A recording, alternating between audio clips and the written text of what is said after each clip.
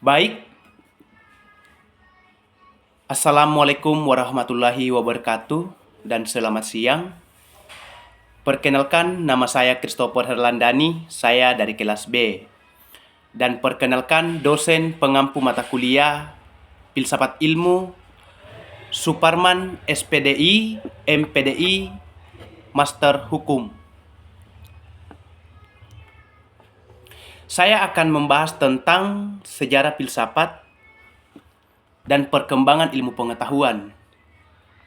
Secara keseluruhan, filsafat dibagi atas 4 mazhab atau 4 babakan.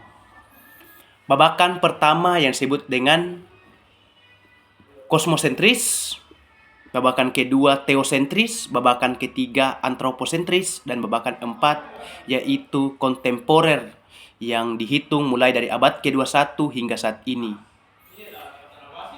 Babat pertama yaitu babat kosmosentris atau filsafat alam.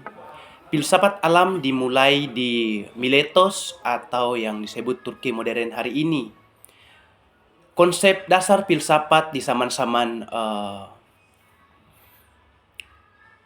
kosmosentris atau filsafat alam, corak berpikirnya mempertanyakan bagaimana terciptanya atau lahirnya alam semesta ini.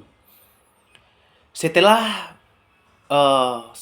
demikian, masuk di zaman-zaman yang disebut dengan pertengahan, yang dimana pusat perhatiannya tidak lagi berfokus kepada bagaimana terciptanya alam semesta, tetapi lebih membuktikan adanya Tuhan. Dalam buku Thomas Aquinas dalam Summa Theologi, di situ menjelaskan tentang 5 jalan menunjukkan adanya Allah. Itu menunjukkan bahwa di zaman itu orang berpikir tidak lagi membicarakan tentang bagaimana alam semesta ada, tetapi lebih kepada pendekatan-pendekatan untuk menemukan atau menunjukkan adanya Tuhan. Setelah abad pertengahan, Renaissance di abad 14 sampai ke 16, orang tidak lagi berbicara tentang membuktikan adanya Tuhan, tetapi lebih kepada apa yang disebut dengan pendekatan-pendekatan humanis atau humaniora. Nah, di zaman kita atau zaman abad 21 sampai sekarang, manusia itu berbicara lagi tentang filsafat bahasa. Nah, sejarah ilmu pengetahuan adalah kisah tentang bagaimana manusia belajar memahami dunia.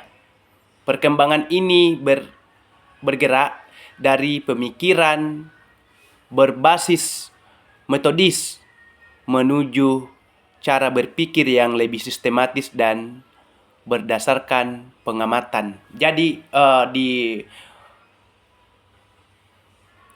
Mesopotamia kisaran 1500 sebelum Masehi, bangsa Sumeria menciptakan sistem tulisan dan kalender.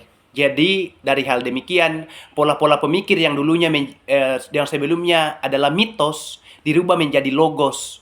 Dulunya sebagai hal-hal yang sifatnya irasional, dirasionalkan melalui tahap-tahap yang ditemukan oleh oleh bangsa Sumeria, yaitu menciptakan sistem tulisan dan kalender. Dan ada juga ilmuwan dalam bentuk ilmu judum, ilmu perbintangan yang dikembangkan dari hal itu. Ciri daripada perubahan daripada logos menjadi dari mitos menjadi logos. Sedangkan berbicara tentang filsafat, filsafat berasal dari kata Yunani, yaitu philos dan sophos. Philos bisa diartikan sebagai cinta dan sophia diartikan sebagai bijaksana atau kebijaksanaan atau mencari esensi daripada ilmu pengetahuan dengan secara mendalam. Jadi kesimpulannya filsafat berbicara tentang ilmu yang mencari atau pencarian akan kebijaksanaan. Jadi hanya itu yang bisa saya sampaikan dari materi kedua dan ketiga pertemuan kedua dan ketiga, materi kedua dan ketiga pula. dan kurang lebihnya mohon dimaafkan. Terima kasih.